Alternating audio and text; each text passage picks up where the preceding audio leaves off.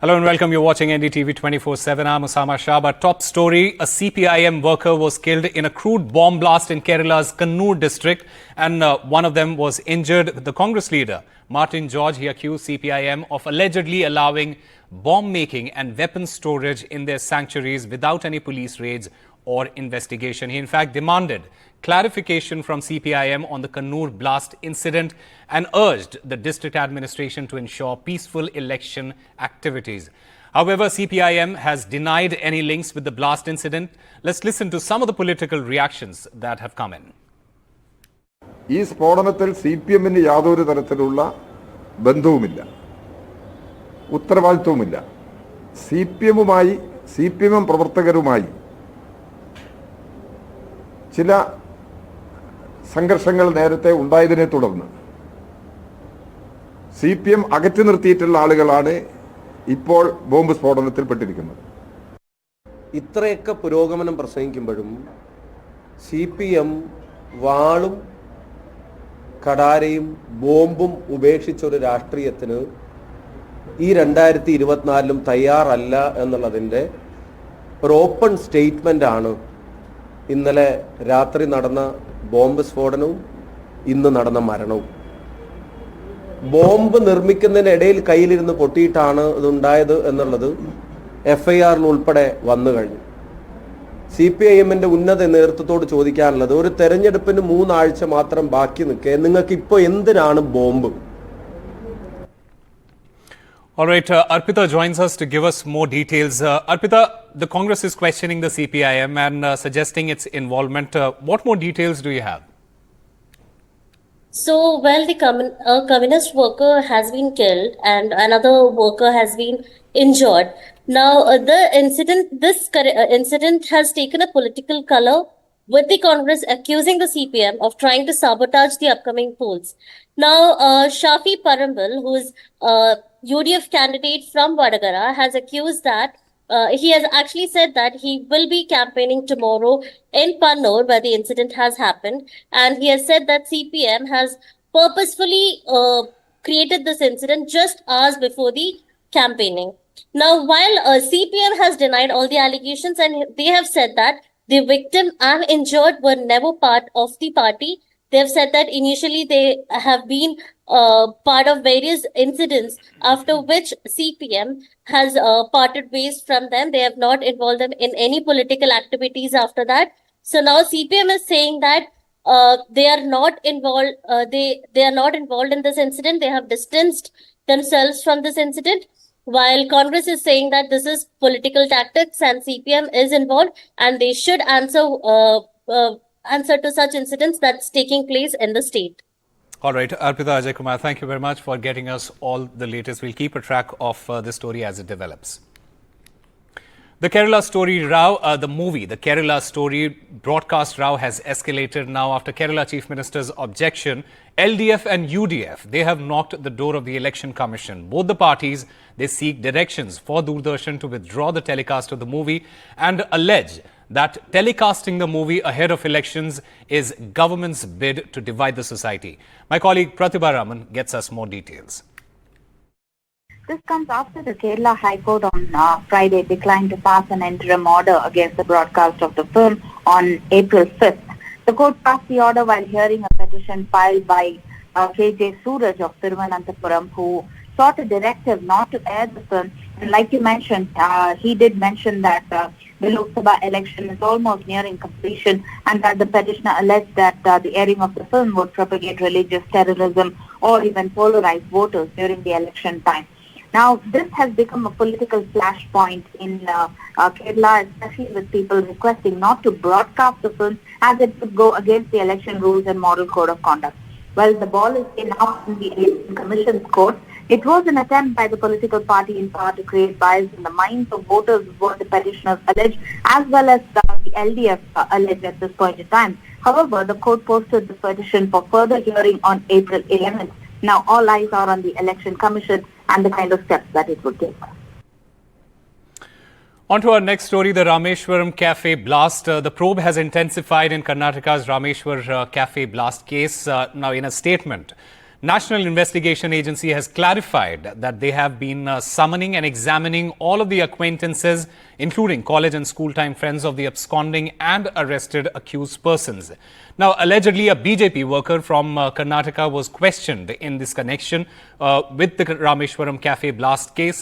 Former Karnataka Home Minister and BJP leader Araga Janendra, he said that NIA has sent him back after interrogation, but his address was misused to create fake Facebook profile. ಆದರೆ ಈಗಾಗಲೇ ಎನ್ಐಎನವರು ಅವನ್ನ ಕರ್ಕೊಂಡು ಹೋಗಿ ಅವನ ವಿಚಾರಣೆ ಮಾಡಿಸಿ ಕಳಿಸ್ಕೊಟ್ಟಿದ್ದಾರೆ. ಒಬ್ಬ ಮತಿನ್ ಅನ್ನುವಂಥ ಕ್ರಿಮಿ ಅವನ ಮೊಬೈಲ್ ಅಂಗಡಿಯಲ್ಲಿ ಸಿಮ್ ಖರೀದಿ ಮಾಡಿದಾಗ ಕೊಟ್ಟಂಥ ವಿಳಾಸವನ್ನು ಉಪಯೋಗಿಸಿ ಒಂದು ಫೇಸ್ಬುಕ್ ಫೇಕ್ ಐಡಿಯನ್ನು ಕ್ರಿಯೇಟ್ ಮಾಡ್ಕೊಂಡು ಮಾಡಿದ್ದ. ಅದರಲ್ಲಿ ವಿಚಾರಣೆಗೆ ಕರೆದಿದ್ರು. ಸತ್ಯಾಂಶ ಎನ್ಐಎ ಗೊತ್ತಾದಾಗ ಈಗ ಕಳಿಸ್ಕೊಟ್ಟಿದ್ದಾರೆ, ವಾಪಸ್ ಊರಿಗೆ ಬರ್ತಾ ಇದ್ದಾನೆ ಅವನು.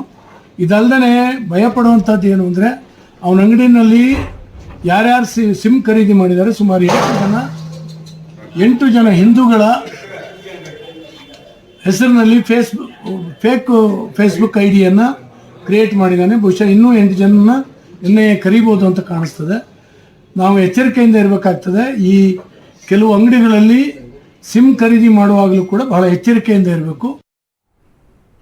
The Congress has released its manifesto for the 2024 Lok Sabha election with jobs creation, development of infrastructure and a national caste census among the major highlights. The basic promise of the party: work, wealth and welfare. The Congress party also released a list of 40 star campaigners. The names include Party President Mallikarjun Kharge, senior leaders Sonia Gandhi, Rahul Gandhi and Priyanka Gandhi, among others. This list of star campaigners was shared by the party's General Secretary K.C. Venugopal.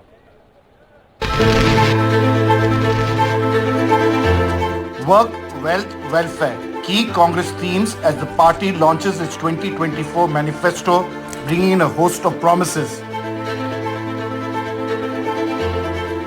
Unconditional cash transfer of 1 lakh to poor families, constitutional amendment to raise 50% reservation cap, Agnipath scheme for army recruitment to be scrapped, one-time waiver of student education loans, GST 2.0 to replace laws enacted by the BJP. A big talking point in the Congress manifesto, the Congress's promise of Mahalakshmi scheme, which the party says will provide a 1 lakh per year unconditional cash transfer to poor families. This is being seen as a counter by the party to the BJP's Nari Shakti theme. What I am confident of is that this is a much closer election than is being propagated by the media. Please do remember that there was a similar feeling being generated by the press when Mr. Vajpayee was Prime Minister. There was the India Shining campaign. So we have a similar idea being propagated. India Shining with 2-3 new dimensions. But do remember what happened to the India Shining campaign. And do remember who won that campaign. Thank you. The broad theme of the manifesto is justice. Every aspect of justice has been threatened, weakened, diminished, and in some cases denied in the last 10 years. 300 kilometers away in Rajasthan, Prime Minister Modi kept his party's focus on an infrastructure push campaign and another attack on the Congress. 10 साल पहले तब देश कितनी खस्ता हालत में था। कांग्रेस के बड़े बड़े घोटालों और लूट के कारण अर्थव्यवस्था चरमरा गई थी। 139 साल पुरानी पार्टी ने, जिसे स्वतंत्रता के बाद लगभग 60 साल 55 से 60 साल प्रत्यक्ष शासन करने का मौका मिला और 4 पीढ़ियों तक निरंतर शासन करने का मौका मिला, वो आज ये कह रही है कि अब यदि उन्हें ख्वाबों ख्यालों वाला मौका मिला तो वो ये करके दिखाएंगे। सामाजिक न्याय से इनका कोई लेना देना नहीं था। The Congress Party's manifesto is full of promises and guarantees which they promise will be implemented if they are voted to power. But more importantly, they have stopped short of ensuring anything that will be red flagged, like the review of the PMLA Act. Instead, they have said that they will review all acts enacted to take a final call after a proper review. Clearly, the focus for the Congress Party is to connect with the youth, women and the new voter. With camera person Joseph, Sunil Prabhu, NDTV. On to our special segment, the Poll Pulse. Bengal Chief Minister Mamata Banerjee addressed a rally in support of Prakash Chik Baraik, Rajya Sabha MP and TMC candidate from Alipurdwar. Baraik takes on BJP's Manoj Tiga. She also held a rally in Jalpaiguri in support of Nirmal Chandra Roy. Mamata, she hit out at the Prime Minister, his silence on the 4 lives lost and the hundreds injured in a storm that ravaged both constituencies. Actor Nasiruddin Shah's niece and CPIM candidate from South Kolkata constituency, Saira Shah Halim, campaigned in Kolkata. She raised the issue of unemployment a day after her party released its manifesto. BJP President JP Nadda campaigned in Haridwar. He offered prayers at Maya Devi temple and then led a roadshow through the holy city. BJP candidate from Punjab's Faridkot, Hansraj Hans, held a roadshow in Moga. During the campaign, he showered flowers on farmers who had been opposing the BJP candidate ever since the farmers' protest. External Affairs Minister Dr. S. Jaishankar kicked off his Deputy Minister V. Muralidharan's Lok Sabha campaign in Attingal. The seat will witness a three-way contest between sitting MP Adul Prakash of the Congress, LDF candidate and CPIM MLA V. Joy and BJP's V. Muralidharan.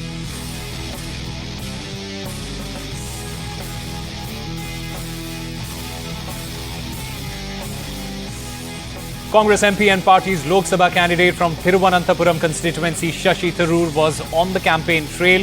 He represented the constituency thrice in the parliament.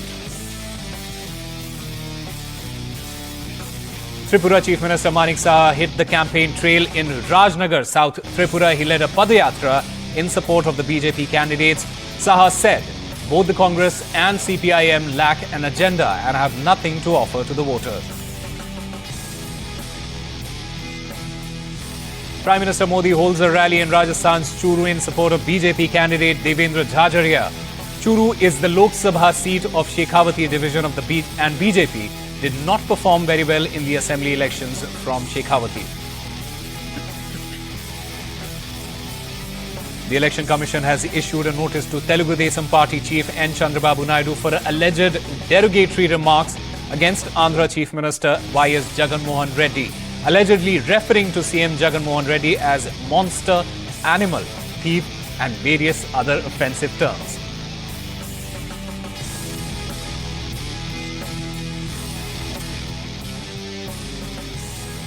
Ahead of the Lok Sabha polls, BJP deploys its top guns to campaign. Chief Minister Yogi Adityanath and Jayant Chaudhary will inaugurate Vijay Ankhnath rally from Bagpat. BJP National President JP Nadda will hold a roadshow in Haridwar. Time for a very short break. More news and updates on the other side.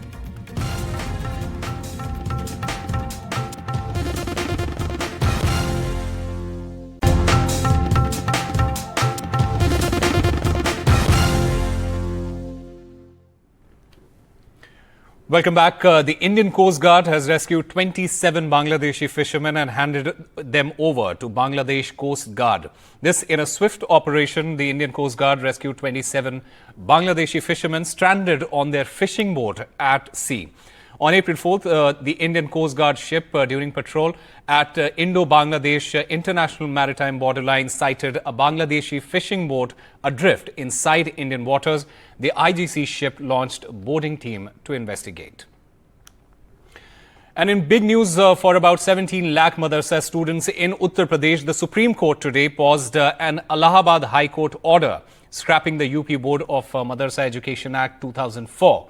This allows about 16,000 madrasas in the state to continue functioning under the 2004 law. A bench led by Chief Justice said that the High Court decision was prima facie not correct and issued notices to the UP and central governments as well as the Madrasa Board.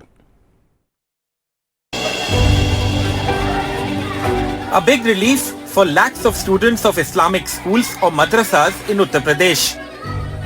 After the Supreme Court of India stayed a March 2024 decision by the Allahabad High Court that had scrapped the 20-year-old law governing them and directed the UP government to accommodate the madrasa students in the formal education system.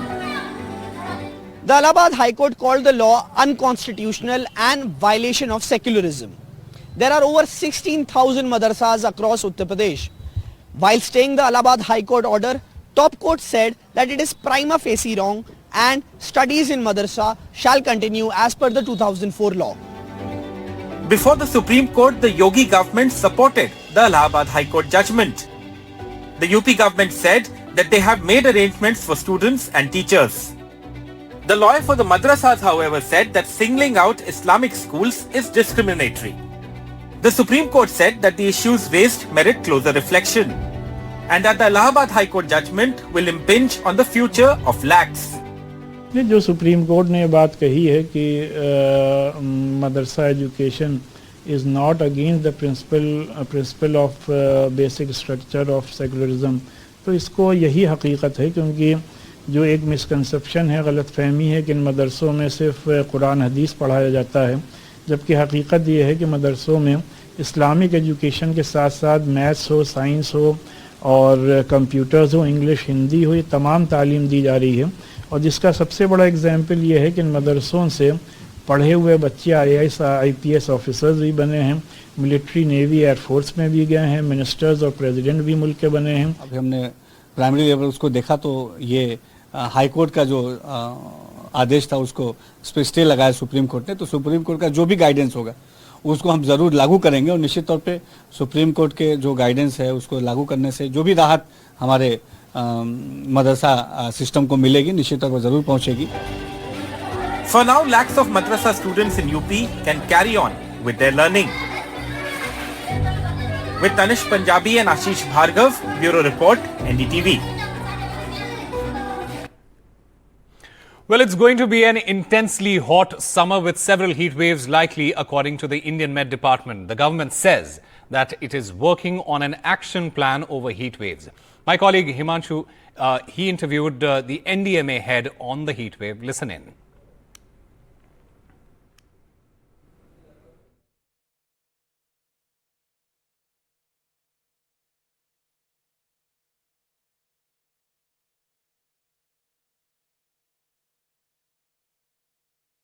How many states are vulnerable and how many states have prepared the heat action plan so far? See, based on what we've seen in the last several years, there are 23 states and union territories that are prone to heat wave in our country. So in 2019, NDMA had issued guidelines on how to prepare heat wave action plans at the state level, at the district level, at the level of cities. And I'm happy to say that now, this year, all the 23 states have heat action plans in accordance with the NDMA guidelines, and more than 200 cities and districts have prepared their heat action plans as well. Right. So your advisory says that they have to set up a control room, a heat wave control room. Have all these 200 cities and districts prepared these control rooms? So we had a review yesterday where after the forecast that was issued by IMD yesterday on 1st of April. So we reviewed the preparedness with the states, and the states have done it, and the states are working with their districts and their cities to see that they have made these arrangements. Right. And they should really be prepared to launch a multi-sectoral response to heat wave. Right. Not just public health, not just disaster management, but also in different sectors like drinking water, agriculture, labor and employment, school education and so on. And finally, voters' awareness and tulips at Srinagar's iconic tulip garden, a big drive by the Election Commission.